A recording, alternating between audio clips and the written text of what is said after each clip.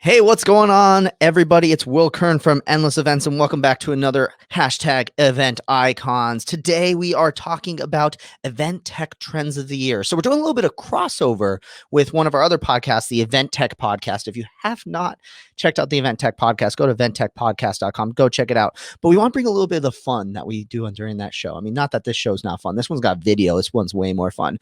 But I want to introduce my co-host, and we're going to bring in a little tradition that we do on the Event Tech Podcast, which is that we give random adjectives to our co-hosts every single week. So I want to bring up on the air the jazzy Lindsay Martin-Bilbrey from Nifty Method, probably one of the greatest event management companies in the world.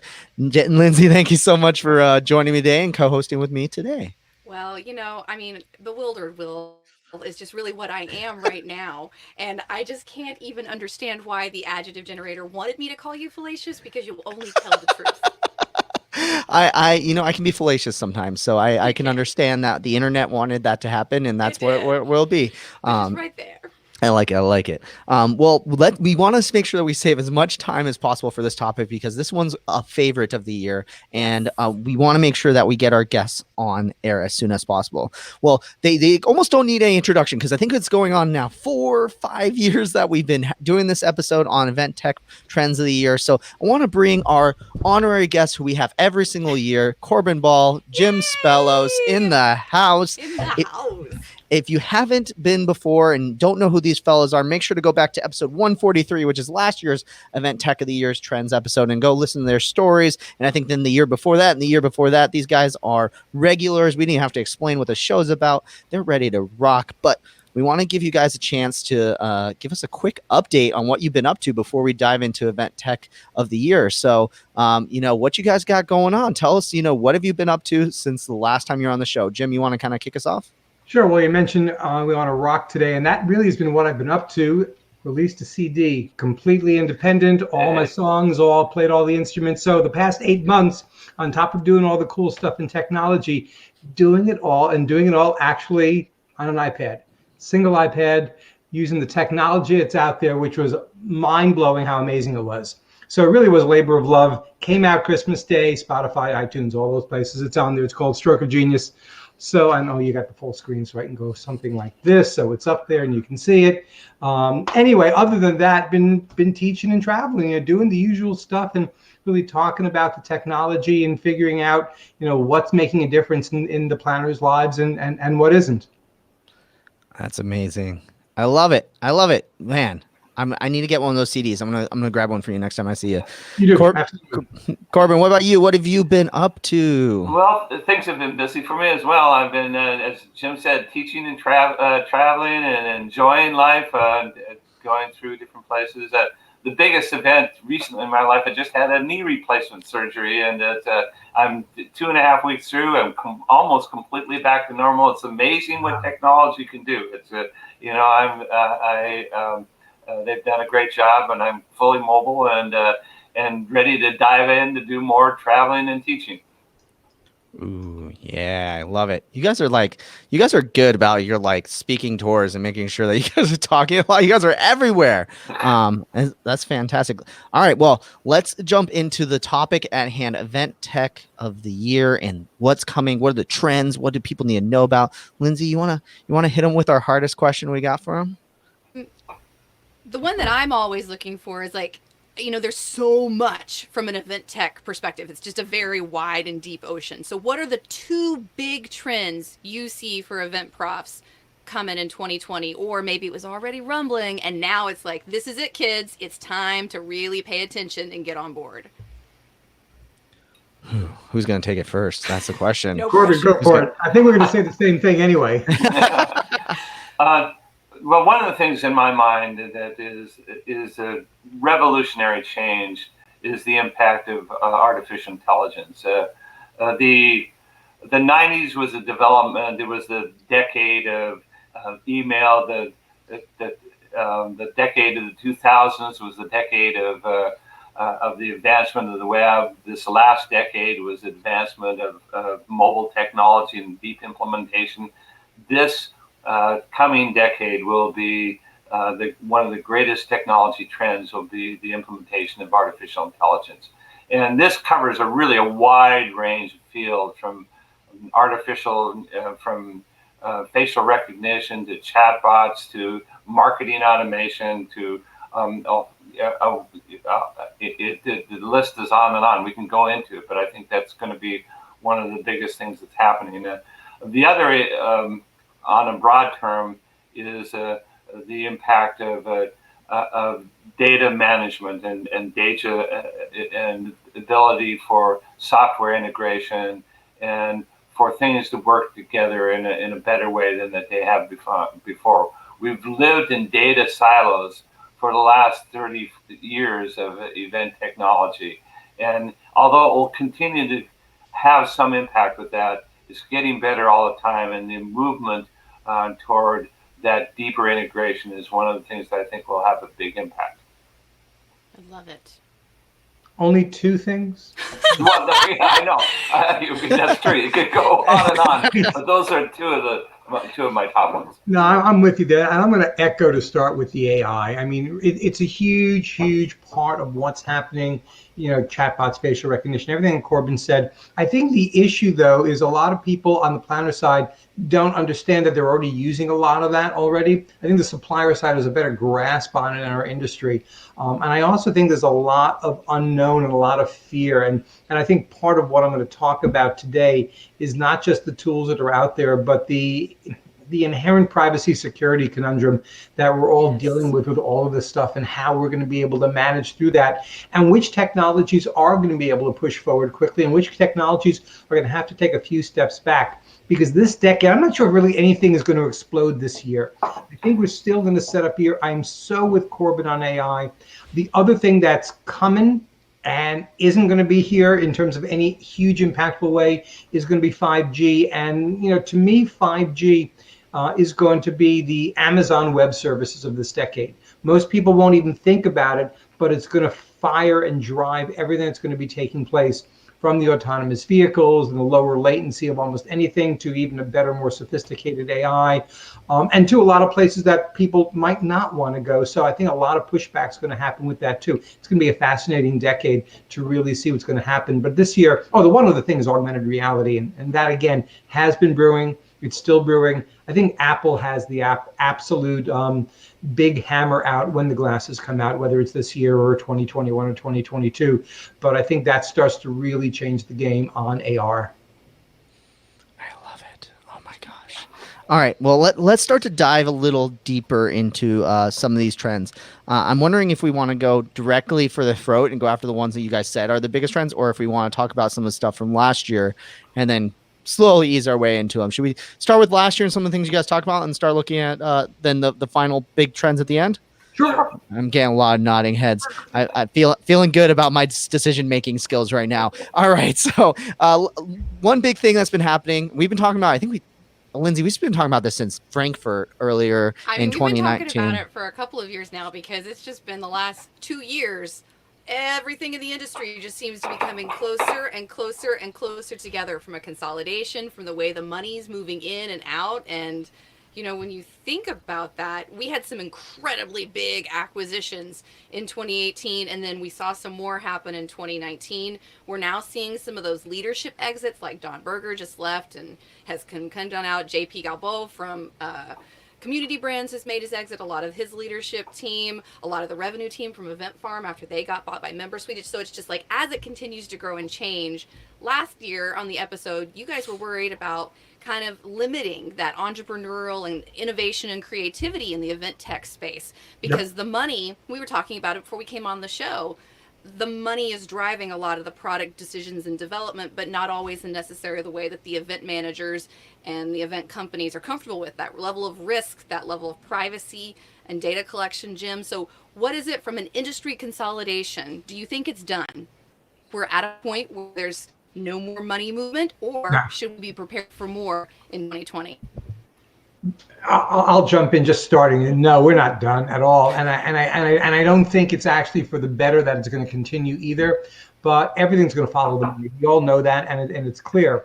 Bottom line, it does hinder creativity. But when some of these people are getting out because they've been bought out, what are they going to probably do? They're probably going to go back in and find another way to impact our industry. So event tech consolidation, not over by any means. And I do think that the big conglomeration approach is cyclical.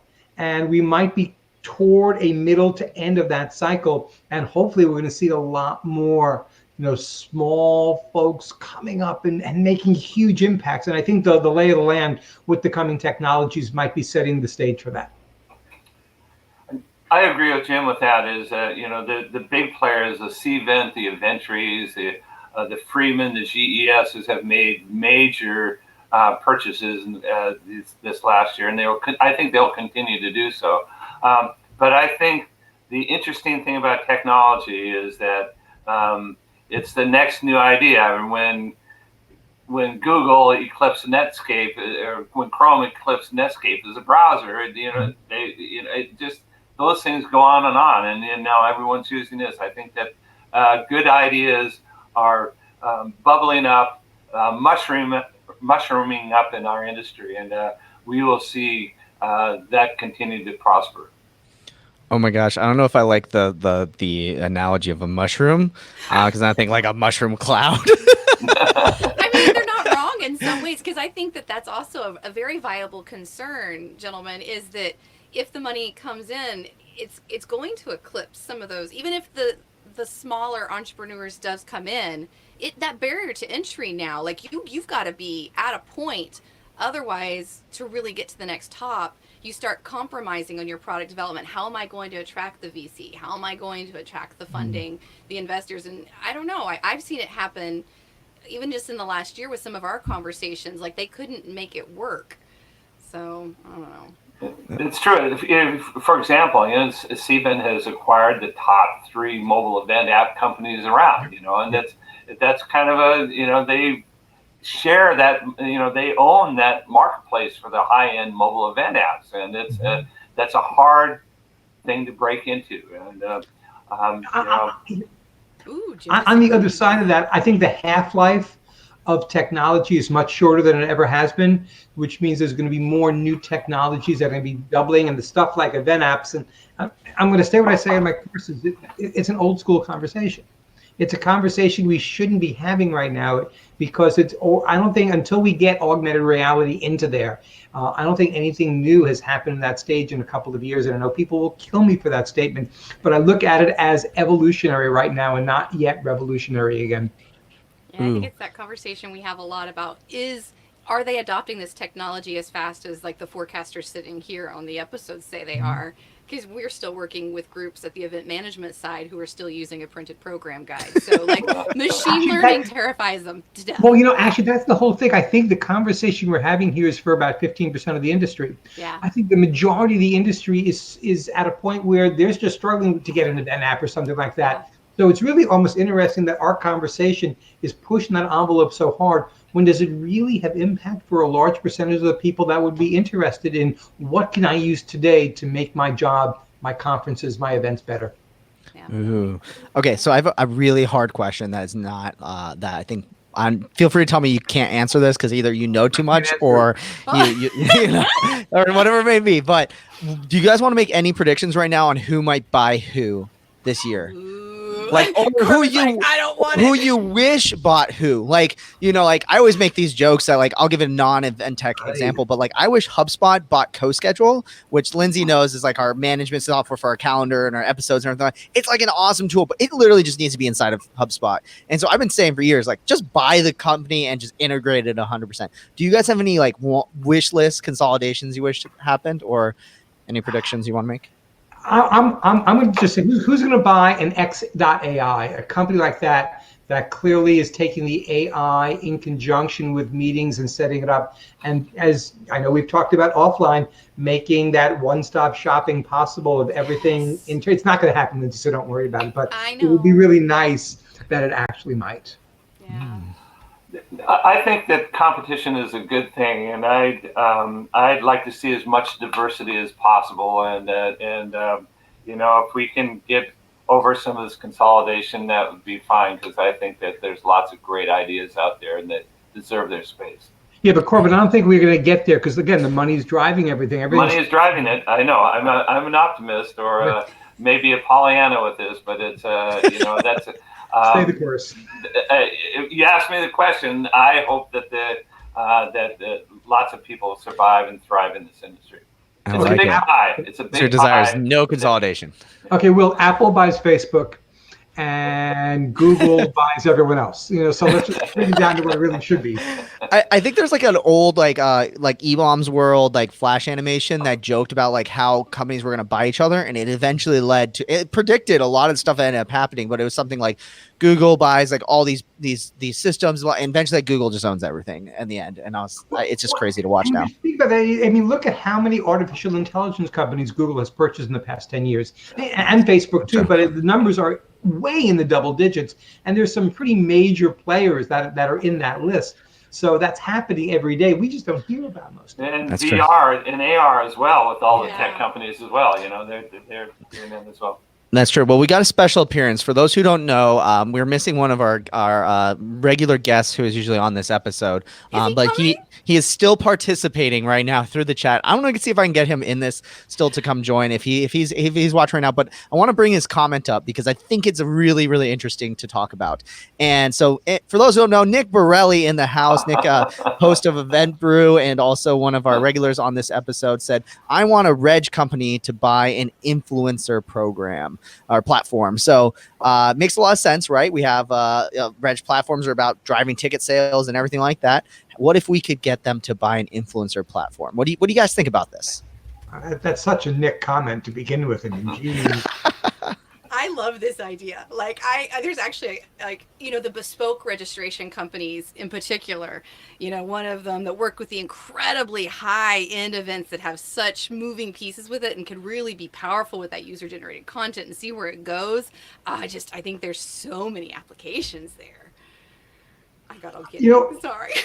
A reg company buying an AI company that really could do user generated content and personalization of meetings. And that really ties into the artificial intelligence conversation, which is where it's going. And I'm hoping this decade we're going to see that, the event that the conference can actually be different for everybody. Deep personalization is nice. One of those hot trends that are happening, and then the AI is providing that capability. That's for sure. Ooh, okay. All right. So, Lindsay, should we move on to the next big trend, which is one of my favorites to talk about? It was funny because literally before I got on like the pre-host call, I had someone call and be like, what do you think about this and 5G? And I was like, listen, I'm the wrong event manager. I have somebody that's over here that I'm going to connect you with, but here's my like high level non-expert event planner thoughts. I like it. Yeah. So what, I obviously have my thoughts, but this show is not about the Will Curran 5G conversation. If you want to know more about 5G too, we did an episode on Event Tech Podcast. I just heard that we're doing a follow up to it too, so we're gonna go into this really deep. But I want to hear from Corbin and Jim's thoughts. What do you guys think? Is this going to be the year of 5G? What do you guys think? Yeah. No. Absolutely not. Next question, Will. All right, on to the next question. So, so we got a little bit longer. That's what me and Brant have been preaching, everybody. We got a little bit longer. There's a lot of development and things that need to happen with it. I think definitely if you guys are feeling me with this one, I say we move on to the next one. We'll make sure. No. Yeah. All right. Let's elaborate a little bit. All right. Hit it.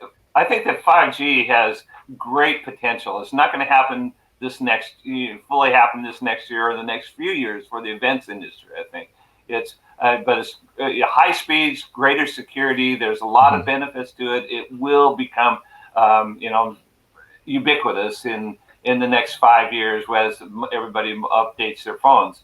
The challenge I see is with venues. And they face the same dilemma as when mobile phones came through and they couldn't sell their wired phones anymore. But venues have invested, especially convention centers, they've invested millions and millions of dollars on their Wi-Fi infrastructure, which is getting better with Wi-Fi 6 coming around and so forth.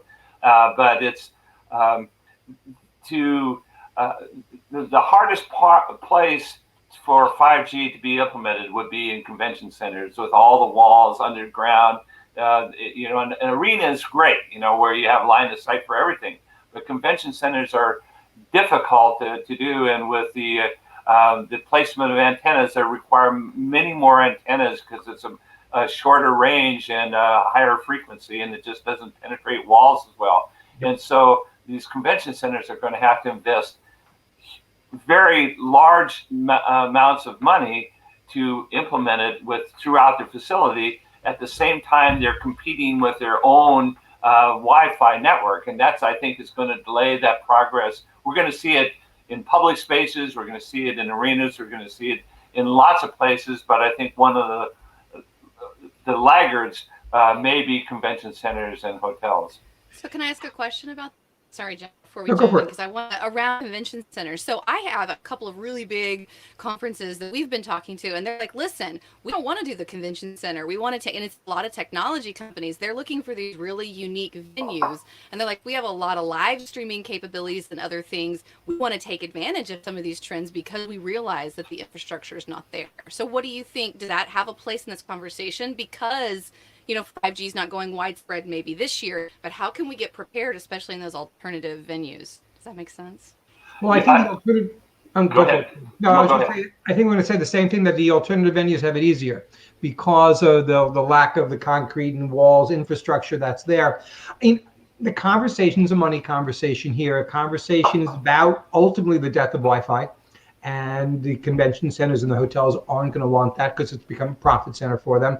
But the conversation right now to me is so much beyond that with 5G. It's about the future of how we're going to do our business. It's the autonomous shuttle bus that's going to be a part by the end of this decade of our industry and getting people around from point A to point B. It's the whole reshaping of transportation, how people get to events, and what they do while they're there. It's going to be incredible if the development allows to continue.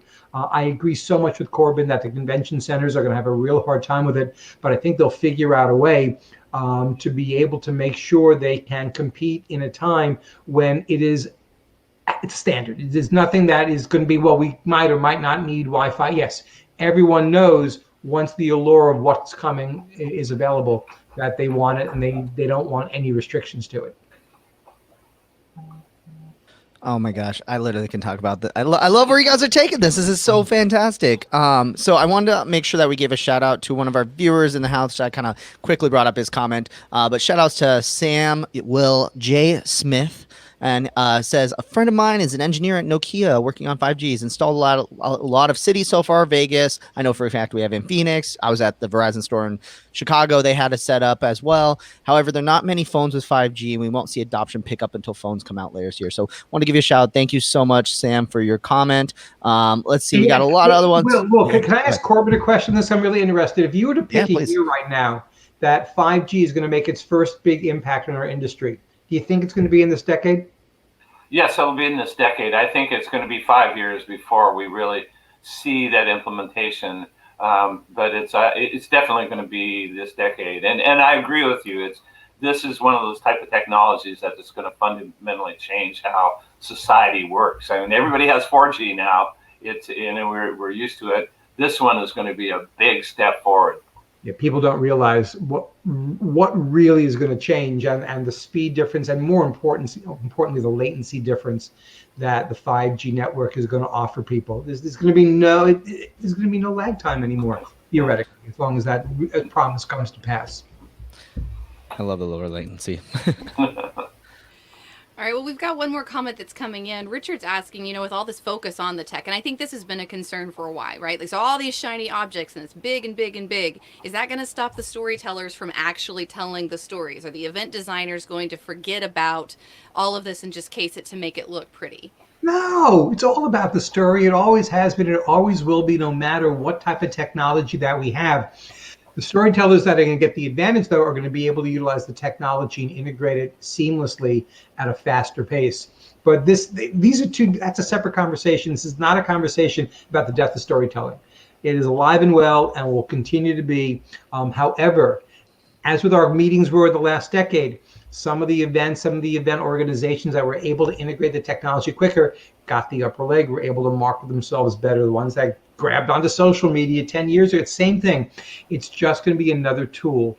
And I think it really is not going to have a huge impact on the storytelling because, as Corbin mentioned, the storytelling is going to become more hyper-personalization as we really see an event being a place where I can choose the program I want, Right. and Corbin can choose the program he wants, and Lindsay can choose the program she wants. Yeah, I love it. Oh my gosh. More comments coming on in. Also, shout outs to Nick Borelli, who says, great comment, Richard. Will they use it just to be a fast adopter without taking a step back to see how strategically integrate or not? I feel like that's just such a large event tech topic that we always talk about, is choosing to adopt technology without any purpose at all. So let me do a shout out there, because this is actually something we talk about a lot. If this is your event, if you are the one who's coming in and you're a fast adopter without taking a step back, how are you doing it? Like, come bring us behind the curtain so we can unpack that for some of the others, because I know a lot of the organizations we work with struggle on thinking about how to pull it in and integrate it, how to pay for it, where to put all the nuts and bolts. So if that's you, raise your hand, hit us up, talk to us online, hashtag event icons, and say, I volunteer.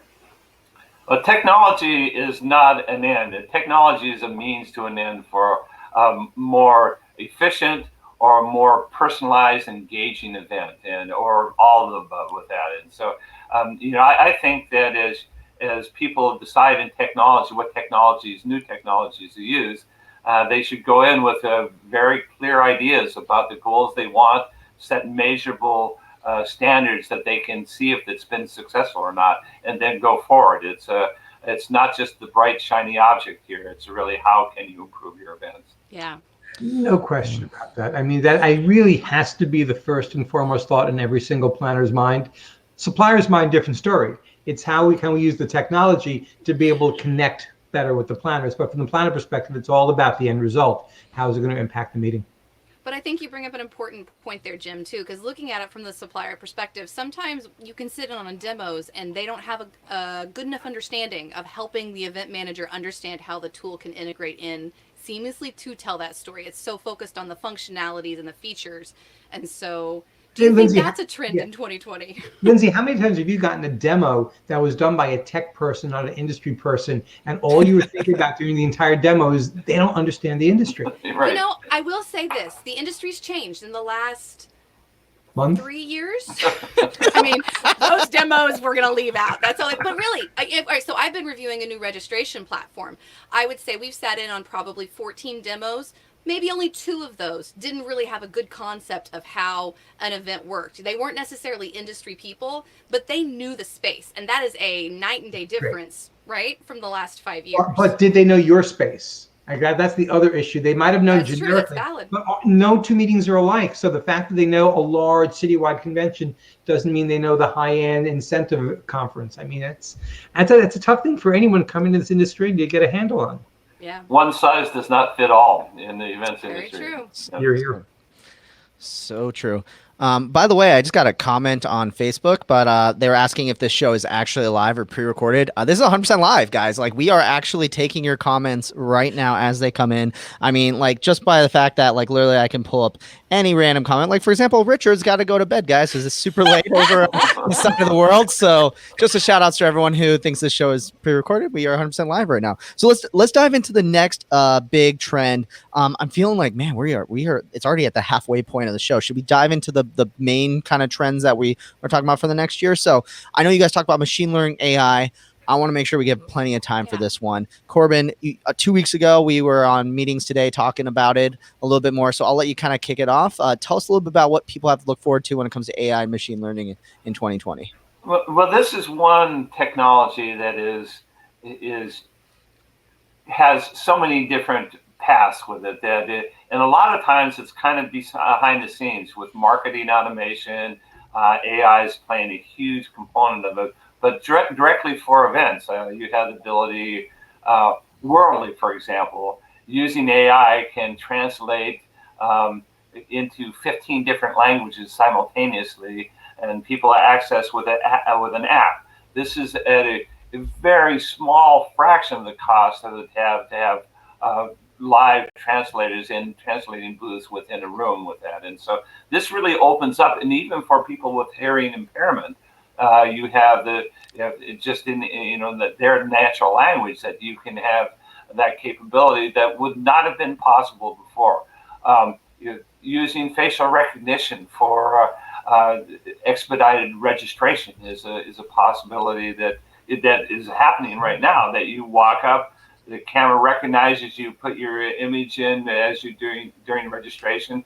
Before you get to the badge pickup, the station is already printing out your badge for you to pick it up. You have, I think, one of the hot areas that we're seeing is in the area of anonymous tracking of audiences, and there are a few companies out there. Another one, Zenus, that's done a lot of work in the area of facial recognition, has a camera that can point to audiences, and 1,000 people. It can count how many people there, measure the gender, average age, and most importantly, I think, are they paying attention? And you can see that audience interest and engagement. But also, TrackMini is another one that is using that for putting in a booth. It's a simple iPhone app that you can measure attendee dwell time and standing in front of the booth, how long they've been there, their age, their average age, their gender, and what they're looking at, what they're interested in that specific booth. There's using chatbots for improved support and lower staff costs. Text is the most widely used app by far on a smartphone, and to be able to use chatbots to help that uses artificial intelligence for matchmaking is another example. And there are a number of companies out there. Grip is one, but there are many are using artificial intelligence techniques to determine what would be the best match for people. One good contact in an event can pay for the whole event oftentimes. And if you can use technology to improve that, that's a good thing. And then the increased personalization and content distribution and improved data analytics and collection, all of these things are part of what AI can provide.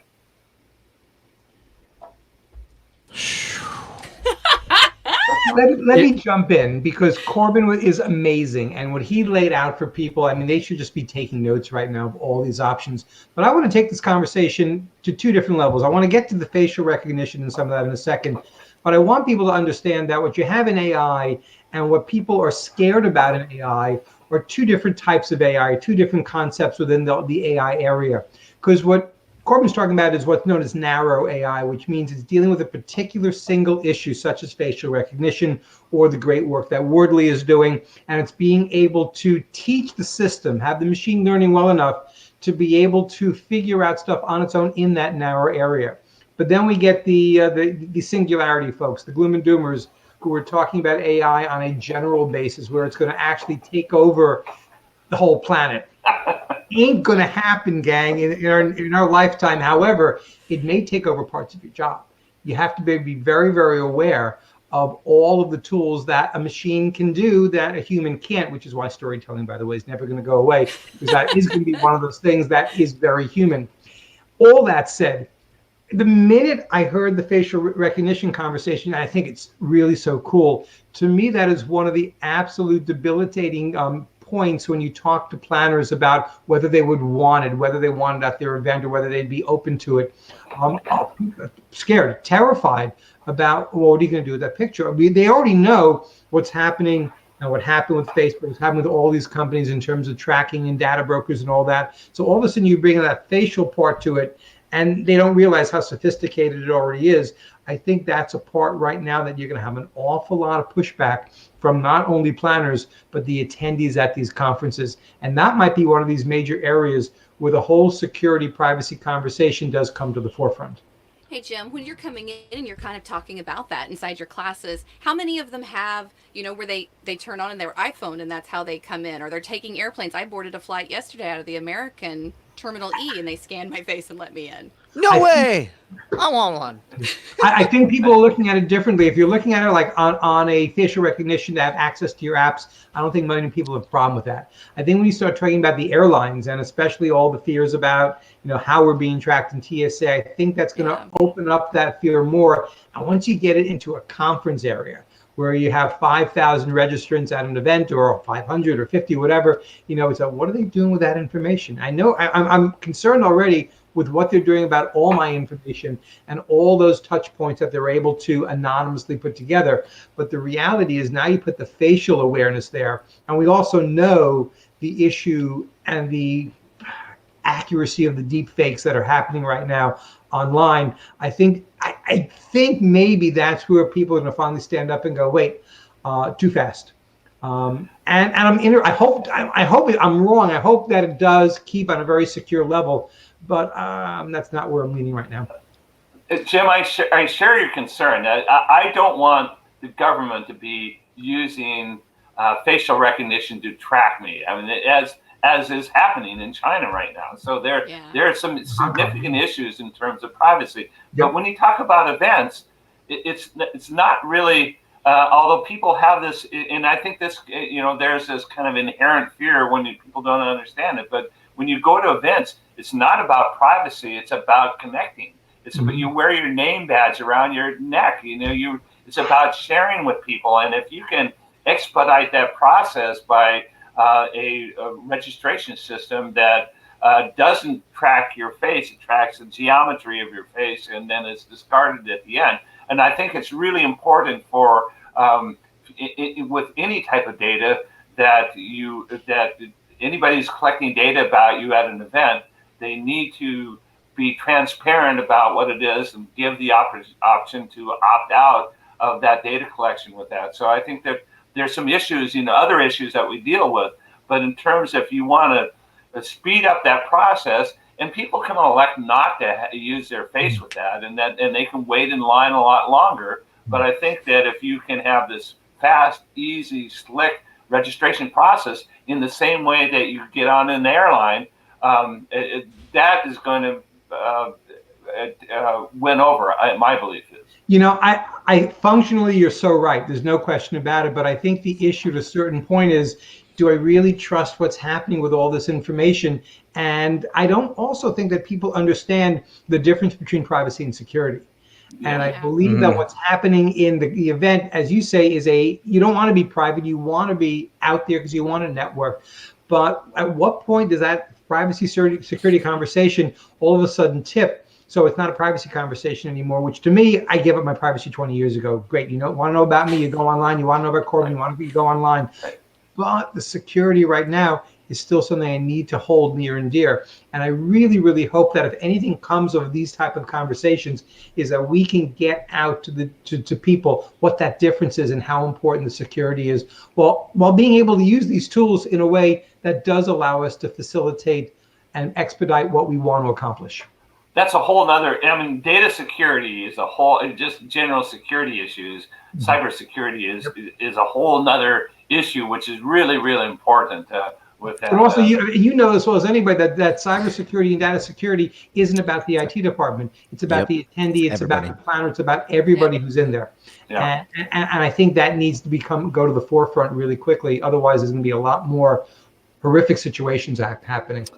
But backing around to privacy issues, I think that the initiatives such as GDPR in Europe and the California data protection regulations are the way that things are going. And I think those are really good moves. It's about transparency. It's about being anonymous if you want to be. And those are the things that's one of those hot trends that we'll see continue into this decade as well. It'll be really interesting to see how many people do start pulling their information back. And again, I think, everything in technology, everything in life is cyclical. So I think we're going to start to see more of that until people get comfortable. And again, to me, it's a conundrum. It's privacy convenience. At what point are we selling our privacy because we like the convenience of what we're getting? And at what point do we not want our privacy taken because it's not a value anymore? What about the idea of a meeting industry loyalty card? Where all of a sudden, with one swipe, you're in anywhere you want to go. Isn't that what my Bonvoy membership does now? This is a true question. That's a rhetorical question, right? So I don't have to answer it? I won't tell Marriott if you won't. I'm sure they're listening anyway.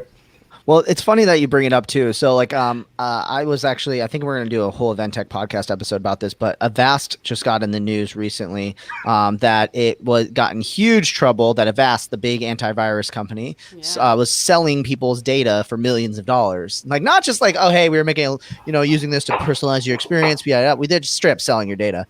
And what's funny is I know for a fact, I haven't looked at the comments, but I bet you everyone's up in arms. How dare Avast sell our information, AVG too, like how dare they do it? But I think one of the biggest things that most people don't know is that for those who don't know, Avast and AVG are free antivirus softwares. Yep.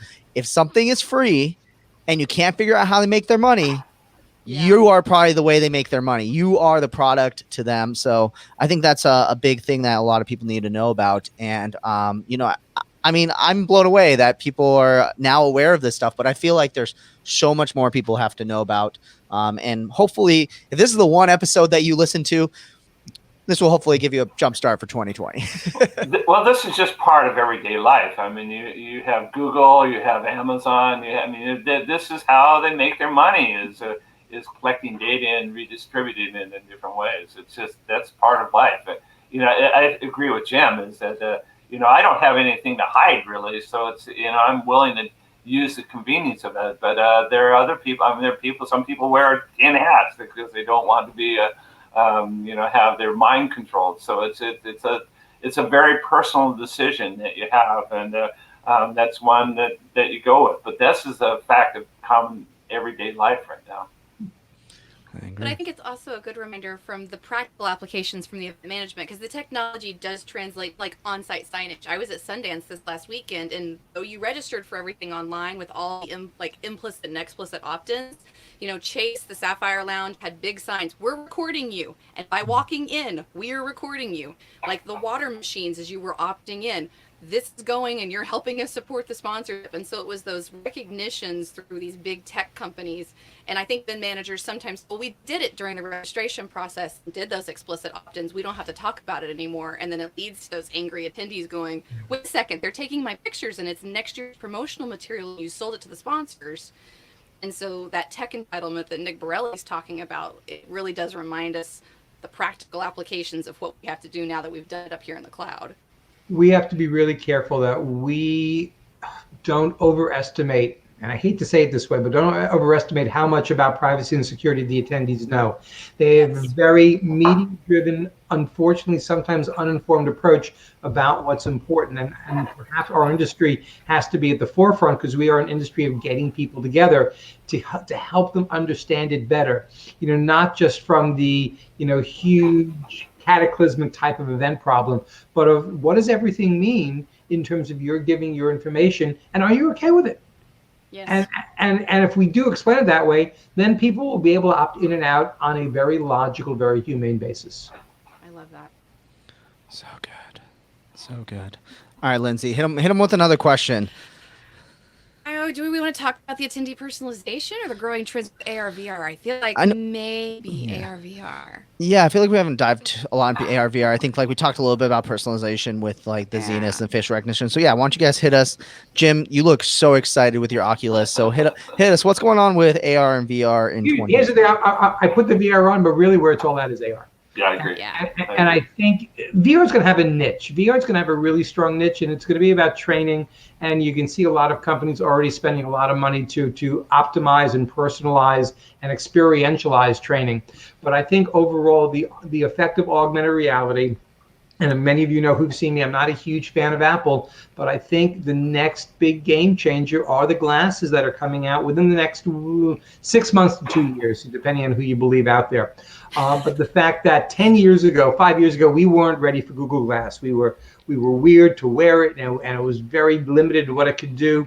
But now the ability to really take that and integrate with information and create a better networking experience, better communication experience, I think is so exciting. And to me, I mean, for every one app I download that's not AR, I probably download 3 or 4 that are, because I really want to see where that's going. And I do love the fact that it's also being brought to a DIY approach. We have a lot of companies, including Roar and Zap and Blipar, that you can build your own AR on a shoestring budget, and at least be able to figure out what the value is, so you can upsell it, to your bosses and upsell it to your committees, and they can start to see what the benefits are. I want to jump in just real quick to highlight what you were talking about too. He wanted to highlight it, but he wasn't really sure where he wanted to go with it, and I so. I think he probably. I think we We're lost pulling it. back in. Oh, it was like big build-up. Like, friends. It was a don't big make me build-up. the entire show and then I hit the wrong button. My bad. This is live, guys. But when it came to AR, to give people an idea of where this is going at a very simple standpoint, is that I saw one of my favorite artists post a 360 video of them playing at a concert, like their whole set. And I saw it and I was like, wow, this is really cool. And I go, I've never heard of this music festival. Within 2 days, I bought a ticket to go to Belgium. This is that festival? That's what brought you there? Yeah, 4 people are coming with me that I convinced to come with me. And we're all flying to Belgium to go to this music festival, to go see this artist play because of a 360 video, high quality 360 video of their performance. And it wasn't anything crazy. Like, you could literally stick a 360 camera, record the audio for it, boom, you're done. And that convinced me to go travel across the world in March. So before Corbin talks, I know he has some great stuff to talk about. Answer a question, everyone, for me. Why doesn't every hotel salesperson in our industry? This is me. This is my soapbox right here. Soapbox.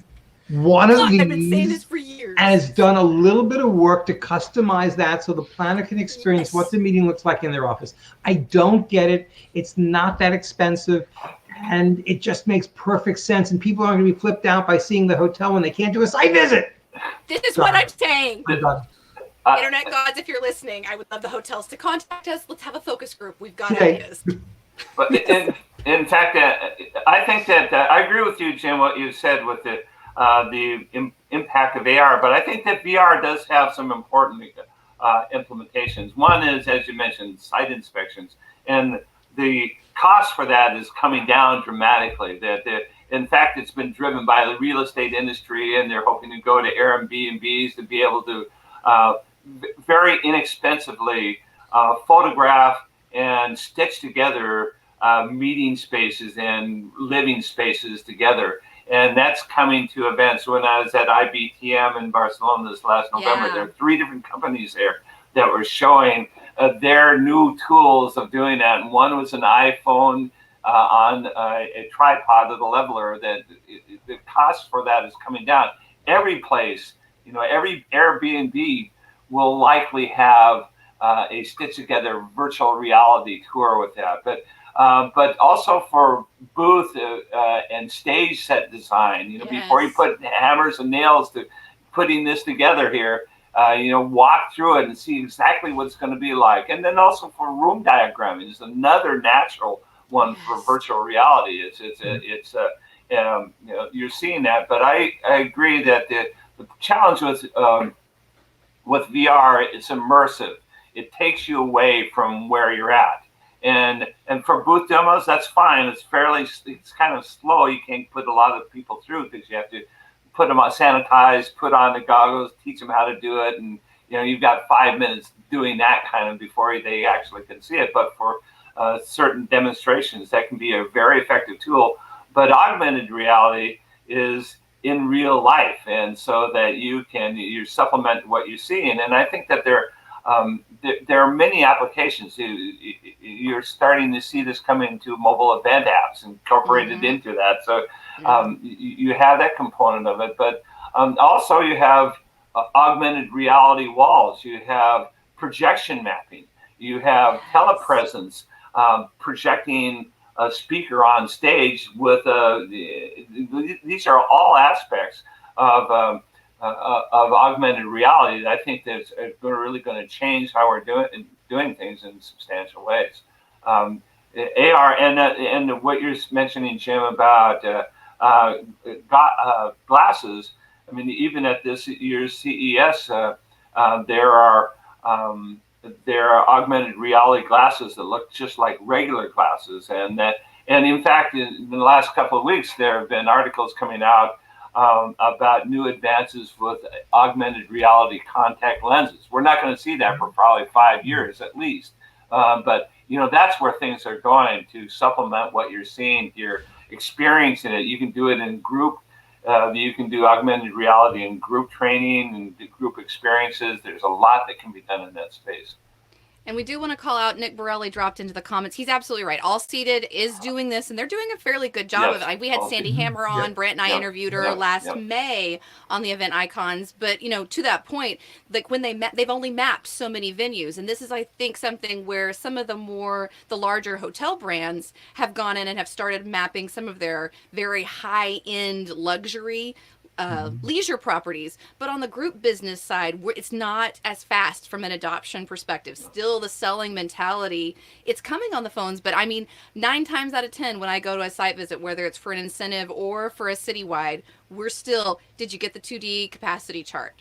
So here we are. This is an area that you're going to see explode, I think, in the next couple of years, because the technology is there to do it. Single camera, under $400, the Insta-One.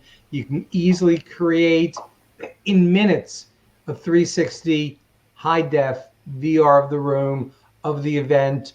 If you have any sort of video editing skills or anybody on your team that does, the video editing of this is coming down to the same as video editing of anything else. We're talking about not the tens of thousands of dollars to get something that can have the impact that the supplier can give to the planner. Yeah. No brainer. You want to hit the big motherload question, Will? The one about the one ring to rule them all? Oh my gosh, because I know you're really excited about this one. I mean, I don't know. I feel like the capacity charts might have been the high point for me, but I really want to know the answer to this one. So the question is 2020 the year we see a fully integrated event management platform where the event manager can control all the aspects of the project from one platform? Literally, the one ring to rule them all. What do you guys think? Is this the year of the one single platform? No. Yeah, it's a ways off. This is not the year for that as well. It's going back to what I stated earlier, one size does not fit all. This is an enormously complex task to do to begin with. And I think we've come a long way. I mean, we've lived for the last 30 years of event technology and data silos, and this is starting to change. And one is these consolidation of different companies, and they're working. And these major companies I know are working. They're not there yet. But then you have the Fusion, the project by Freeman, the Fusion project, where they have 95 companies in that are working on sharing standards and being able to. We're making progress in this way.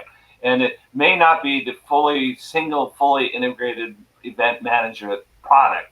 It may be that you have multiple products that you can work together and stitch together in a way that's going to work and get the data that we need. It's all about capturing that data and being able to consolidate that and bringing that back into an individual attendee record to track what their journey is, so you can better personalize that for future events, but on a collective basis to better improve the event. Okay, let me say how I feel. No. Look, 30 years ago, and I'm feeling real old even saying this, I remember when our industry got into a huge conversation about standardized contracting. And it was a hot topic in the late 80s, early 90s. And it was the best thing in the world to make it easier. And I know and a number of people were laughing during this conversation, saying there's no way in the world that's ever going to happen, because everyone has their specific needs and specific things that they have to take care of within their contract. And I make that akin to the conversation now about the one platform. Every single organization that's doing something really good doesn't necessarily want to give that up, or only on their terms, to be able to share that data seamlessly, effortlessly, so there's no issue to the planner. My take on it is I'm not even watching this space because it's not worth my time. There's a lot more important things to really focus on in technology. I love it. I mean, I don't love it. I know. I know you don't love it at all. I'm like, it's Voltron. I can get up behind Voltron. Maybe not like one ring to rule them all, but still, it's painful as you have to move through. Well, gentlemen, as always, there's so much here, and I feel like there's several topics that Will and I are like earmarking and saying, if we come back and maybe just do a whole episode on this. But what's the one thing we should have asked you about event tech trends in 2020 that we didn't? And very, very quickly, because we only have 5 minutes left. I know you got it in you. It's the 2-minute round. Go. Lightning.